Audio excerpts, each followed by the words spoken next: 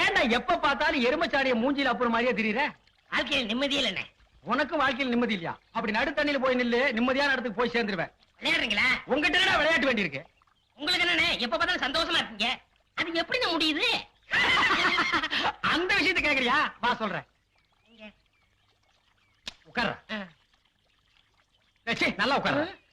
அடே, எனக்கு சந்தோஷம் இல்லைன்னா என்ன செய்வேன் தெரியுமா? நேரா கடைக்கு போவேன், 2 முழம் மல்லிகைப்பூ வாங்குவேன், 1/4 கிலோ அல்வா வாங்குவேன். அதை எடுத்துட்டு வீட்டுக்கு போய் என் பொண்டாட்டி கிட்ட கொடுப்பேன். அவ என்ன வேலை செஞ்சிட்டு இருந்தா அப்படியே போட்டு என் கூட ஆத்தங்கரைக்கு வந்துருவான். அப்புறம் அவ மடியில நான் படுக்க, என் மடியில அவ படுக்க, அவ பாட, அப்புறம் நான் பாட, இப்படியே பொழுது போற வரைக்கும் ஒரே கிளியிருப்பா இருப்பான். வேண்டாம், நீ செஞ்சு பாரு. செஞ்சிடறேன். டேய், அந்த பக்கம் போனா சந்தோஷம் வராது, சாவுதான் வரும். இப்படி போடா. எவ்வளவு தகரீம் இருக்கு அந்த ஊரே கேட்டாடா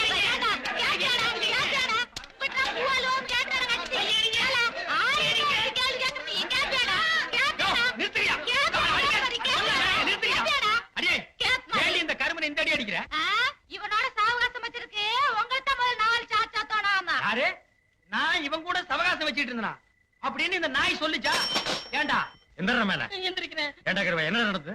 நீங்களே சொல்லுங்க. எதுக்குடா கட்டிச்சீங்க? இப்படிதான். கம்னாட்டி. உங்க சம்சாரம் உங்க அளவுக்கு இல்ல. ஆமா, உயரம் கொஞ்சம் கம்மி. இப்ப அதுக்கு என்ன? நீங்க எவ்வளவு நல்லவரு. மேல நீங்க என்ன சொன்னீங்க? என் சம்சாரம் ஆத்தங்கரைக்கு வருதுன்னா பூவும் அல்வா வாங்கி கொடுத்தா வருவான்னு சொன்னீங்க. அதே மாதிரி வாங்கி கொடுத்தா வரமாட்டேங்கிறாங்க. இதுக்கு நீங்களே ஒரு பைசல் பண்ணுங்க. இதுக்கு எவ்வளவு ரூபா செலவழிஞ்சாலும் நான் பாத்துக்கிறேன். ஏற சைக்கிள். அண்ணே, இவங்க வரல. என்ன மாட்டி விடுங்க.